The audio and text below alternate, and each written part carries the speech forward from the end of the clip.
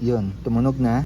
So add tayo ng 2. So sa video ito, pag-usapan natin kung bakit importante na gumamit tayo ng torque wrench sa paghigpit ng mga nut ng ating CVT. At kung paano yung tutorial ng paggamit nito. So yan, ito mabilisan lang. Kakatapos lang po kasi natin maglinis ng ating mga CVT. Na-assemble na po natin siya at nailagay po dito sa ating mga crankshell. Last step na lang po tayo, which is paglalagay po ng mga nut po niya. Dito sa pulley side at dito sa bell side. So ginawan ko to ng video about dito sa pagtotorque ng ating mga nut. Dahil marami akong nakikita na nasisiraan po ng thread dito sa ating mga thread. Ayan, diyan sa mga part na yan. So ito kasi pag nasira po yan, ang pwedeng mangyari po dyan, kailangan palitan ng buo yan. Sa loob po yan, ito nakadugtong hanggang sa gunyal, kung kaya naman sakit sa ulo. Kapag nasira yung thread nyo, pwedeng hindi nyo na po mailak to dahil sira na nga yung thread at hindi nyo na mapagana yung motor kasi kumakalas na to. Also dito, hanggang sa loob yan.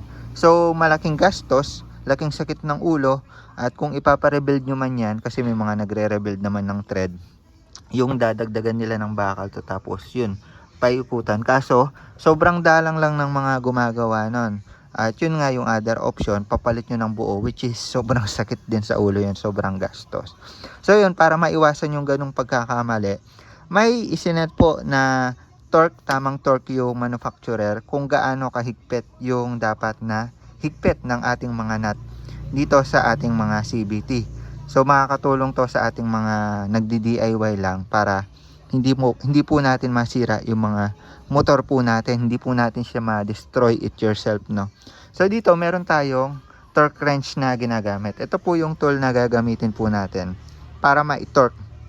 Kasi ibig sabihin po kasi ng torque is parang maihigpit ng maayos yung ating mga tornilyo. So hindi po ito yung usual na wrench po natin na socket wrench or panghigpit. Ito po kasi may mga number yan, number.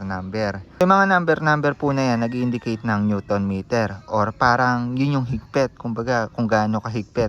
Pwede po natin siyang iset, may number po yan kung ano yung specs natin. Halimbawa na lang 30, 40, mga ganon. Pwede po natin ikutin to, guys. May lock po siya dito sa dulo, mamaya i-demo ko. Yan. Kapag na-set na po natin siya sa Newton meter na kinakailangan natin, halimbawa na lang, sabihin natin ito 59 Newton meters, set natin ng 59, lagyan natin ng socket dito, which is sasakto dapat sa nut. Ito yata 22 kung di ako nagkakamali. Ayun, lagay tayo ng socket, higpitan natin siya.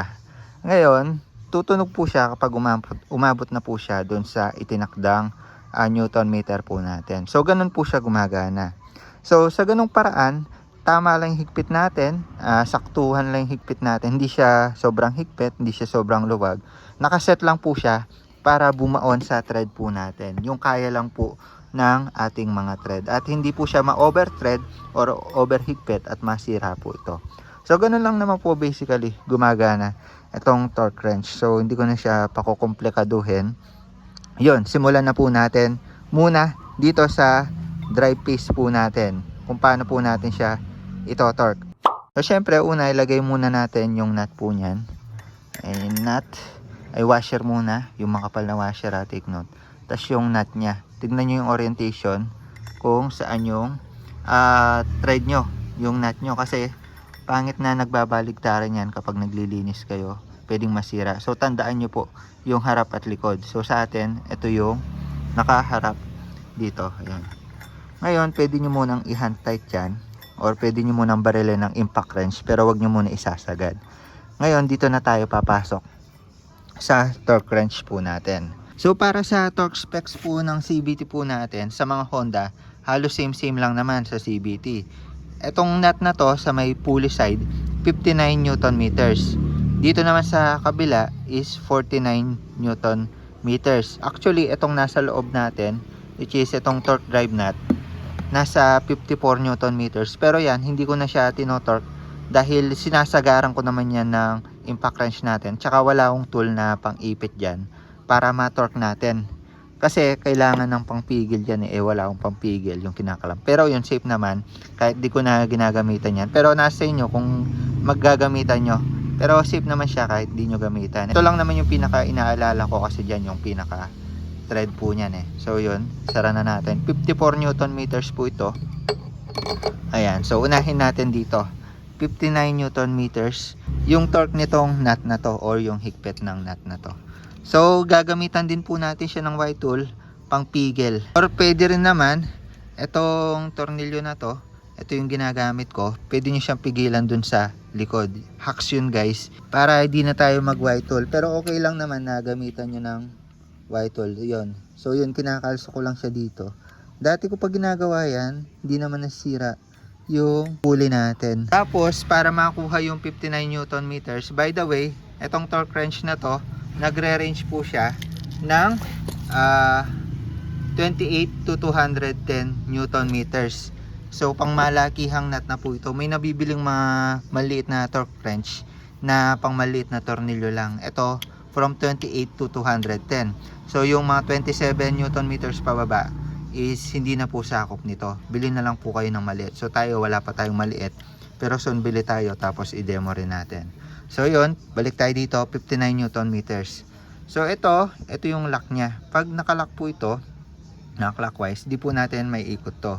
Ngayon, counterclockwise nyo para maikot po ninyo itong adjuster natin na to. So ngayon, meron tayo ditong mga number. 28 dyan, tas 210, which is yun yung, ito yung pinakamaliit, 28 Newton meter. Ito yung pinakamataas, 210 Newton meter. So ngayon kasi, kung makikita nyo, may mga butal-butal dyan. Hindi natin makukuha yung mga butal-butal dyan. At para makuha natin yung pagitan, halimbawa na lang itong 28, yung sumunod ng 28 is 42. So para makuha natin yung 30, gagamit tayo nito.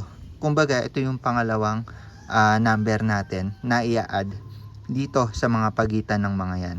Halimbawa na lang, itong pinaka-baseline natin is 28.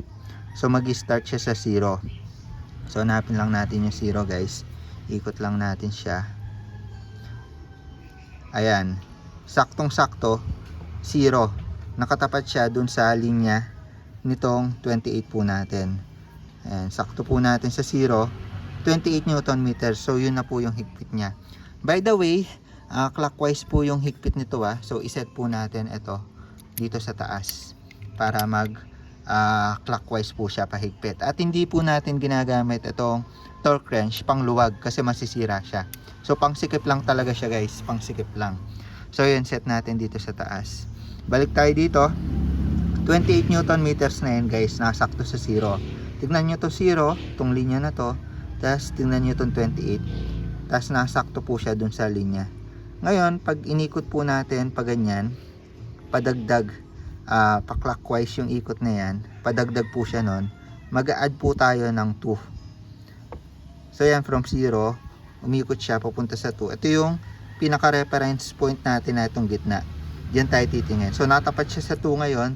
So itong 28, a-add lang tayo ng 2. So ibig sabihin, itong configuration na to is 30 Newton meters na yan. Ngayon, pag dinagdagan pa natin ng 4, 28 plus 4 is 32. And so on. So ganun lang yun. Halimbawa yan, plus 6. And so on. Ngayon, pag umabot na po tayo sa ikot na umabot siya dun sa pangalawang linya, which is yung 42. Ayan. Rerekta naman sa 0 yan Ayan, accurate naman yan guys. At saka itong brand na to is accurate naman siya. Tiwala naman tayo dito. May plus 4 parang accuracy. Kumbaga halos nasa 0-0 siya. Halos nasa accurate pa rin naman siya. Tsaka ito, marami na rin gumagamit nito. So tiwala naman tayo dito sa brand na to. Kasi baka isipin nyo, mumurahin to, hindi naman siya accurate. Ito, halos accurate naman siya. So yun, balik tayo dito. Nasa 42 Newton meters na po tayo dahil nakasakto po siya sa 0 at doon po sa guhit ng 42. Ayan. Tignan nyo na lang maigi. Pero tayo, dahil 59 Newton meters to, hahanapin natin yung malapit sa 59. So after ng 42, dito sa kabila is 56 na yan kung di ako nagkakamali. So 56. Kulang pa siya ng tatlo kasi after ng 56, 70 na. So hindi natin siya pwede lagay sa 70. Lagay muna natin siya sa 56. So ikutin lang natin siya hanggang umabot sa linya ng 56. Ayan, 0. 0 tapos nasa 56 na siya guys ha. Nasa linya ng 56. Syempre, para maging 59 yan, mag-add po tayo ng tatlo. So dito, meron tayong 2, 4, 6. Yung pagitan po niyan is plus 1. So add tayo ng 2 plus 1. Ayan, 3. Pagtas ng 3, 4 na. So dito lang tayo sa 3. 56 plus 3 equals 59 Newton meters. So yan na po yung 59 Newton meters. Itapat lang natin maigi. Ayan, 59 Newton meters. Then pag naiset na po natin, ikutin po natin ito clockwise para humigpit at hindi na po gumalaw. So bago po natin siya i-torque, lock po natin lagi ito. Kasi kahit nasa torque na dito pero hindi nakalock to, pwede pa siyang gumalaw or hindi siya accurate nun. So yun, 56 plus 3 equals 59 Newton meters. Yun na po yung nakaset. So babalahan lang natin to ng 22 mm. So yan, gamit lang po tayo ng socket natin. Swak naman po yung mga socket natin dito kasi nasa 1/2 inch drive naman po ito. Ayan o, swak na swak yung mga socket na ginagamit po natin. Yun o, swak na swak. So may pangkalso na tayo or pwede tayong gumamit ng Y-tool. Saksak lang natin dito pero nahihirapan ako dito. Kinalsuan na lang natin dito sa likod. Doon sa ipin. So yan, sa mga unang kong video, pinakita ko na yan. Hacks natin yan. So ngayon, iikutin natin siya hanggang sa may marinig po tayong tick. Pag tumunog na po yon, ibig sabihin, nasa 59 Newton meters na po siya. So hindi naman po tayo maliligaw. So ngayon, ikutin lang muna natin. Yun, umiikot na. Na tumunog na, narinig nyo. Tapos persain pa natin ng konti. Yun, may pangalawang tunog tayo maririnig. So mas okay sa akin, dalawang tunog para ma-assure natin na nasa tamang torque specs na siya. So ulitin lang natin, luwagan lang natin para ma-gets nyo ulit. From scratch tayo. Take note lang, make sure nyo na nakabaon yung belt po ninyo. Nakikita na yung spline. Para yung ma-torque po natin is yung higpit talaga nitong drive phase to pulley. Ngayon, pwede tayong gumamit ng pangkalso or Y-tool. Pasok na natin yung washer pag okay na. Tapos, yung nut po natin, higpitan po muna natin gamit kamay. Ayan, mas okay, hand tight muna natin talaga. Tapos, set na po natin siya sa 59 Newton meters. Ayan na, set na po natin siya. Hindi naman nagalaw. Nakalak na dito. Ikutin natin hanggang sa tumunog po siya. At yun na yung 59 Newton meters ng dalawang beses. Ayan, ikot. Yun, tapos yun, dalawang tunog. Okay na ako dun. Minsan kasi pag isa, nakukulangan pa ako sa higpit. So yun, okay na, 59 Newton meters. Naiset na natin sa higpit itong pulley nut po natin dito. So lipat po tayo dito sa may bell side po natin. So dito, 49 Newton meters po yung higpit ng nut natin dito. At sa part na to, gagamitan ko na siya ng Y-tool kasi hindi ko siya makakalsuan. So yun, papasok ko lang dito sa butas ng bell. Tapos maglalagay ako ng stopper dito sa ilalim para hindi po siya gumalaw. So sa posisyon ng Y-tool natin, pagbitin siya, pasakan nyo lang ng socket. Tapos dahil nasa lupa tayo, lagyan nyo ng bakal yung mga hindi nyo na ginagamit. Ayan, para hindi siya bumaon sa lupa. Ayan, para ipwersa natin dahil pa-clockwise tayo, ipigilan ng part na to yung pag-ikot ng ating Y-tool. So yan, pakita ko lang ulit. Ito yung washer po natin. Lagay na natin yan. Ito po yung nut po natin. So tingnan nyo reorientation yung sa akin. Yung maruming part, yun yung nakadikit dito sa washer po natin. So mas okay na hindi nagbabaligtaran yan. Kasi baka soon, ma-lost thread din naman itong nut nyo. Tapos ilock nyo yung Y-tool nyo. So kinukulit yung tornilyo pinangkalso natin kanina para malak po itong part na to. And para fix po yung angulo ng Y-tool natin kasi naluluwag yan. Lagay din ako ng link nito ng Y-tool kung wala pa kayo guys. Ayan, pag okay na po yung angulo nya, ayan, may stopper na siya. Ayan, pasok natin dito. Lagay po natin yung kanina socket. Tapos ayan, settled na po tayo. Hindi na po siya magagalaw pag pinwersa po natin ng torque wrench. So kung kanina 59 Newton meters, babawasan lang natin siya ng 10. So ngayon nasa 59 siya. Luwagan muna natin to counterclockwise para magalaw po natin itong pang-adjust natin. Ayan, balik muna natin sa pinakamalapit. Check natin kung ano malapit sa 49. So yun, base sa nakikita natin, meron ditong 42, after ng 42 is 56.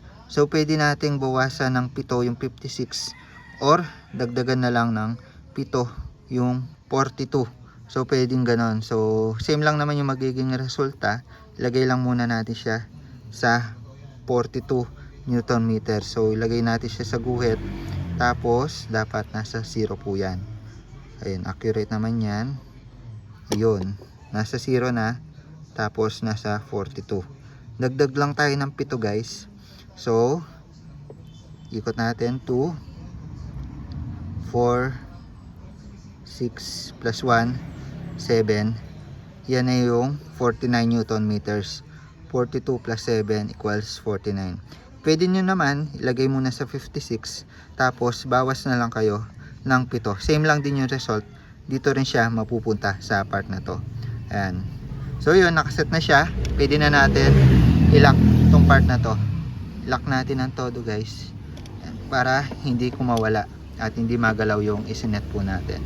So ngayon, 19mm socket yung gagamitin po natin para sa nut natin dito. So by the way, Aerox, NMAX at ibang scooter, alam ko halos same lang din. I-double check nyo na lang kung ilan Newton meters yung sa Yamaha. Pero sa Honda, halos same lang po yan. So yun, clockwise position. Ayan, nakaset to sa taas. 49 Newton meters, ikutin na po natin yan.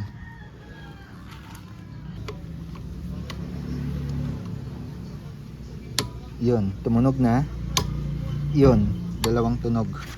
Okay na yun, nasa 49 Newton meters na. After nung tunog guys, dalawang tunog, huwag nyo nang pilitin kasi masisira yung tool nyo, either yung tool nyo or ma-over torque na po kayo. So ganun lang naman kasimple guys, yung pagto-torque ng ating mga tornilyo. Nasa tamang higpit po sila.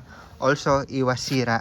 Kapag tuwing maglinis tayo ng CVT, make sure po natin na nasa tamang higpit lang po yan para wala tayong maging problema, wala tayong maging sakit ng ulo pagdating sa mga yan. Napaka-importante ng mga thread na yan. Pag sira yung thread na yan, sira na yung motor ninyo. Dagdag gastos, dagdag sakit ng ulo. So yun, sana may natutunan kayo sa paggamit ng torque wrench po natin. Ilalagay ko yung link ng mga to, torque wrench po natin, white tool at lahat ng mga tools natin na ginamit sa video na ito para maka-order po kayo. Check nyo na lang yung link sa description or tap nyo yung screen, tapos may makita ko yung basket dito sa lower left para makita nyo yung item natin. So yun, sa mga maliit na bolts naman natin, kagaya dito sa CVT cover, maliit na torque wrench yung gagamitin po natin, pero dahil wala pa tayo nun, hand tight na muna natin para hindi po siya masira.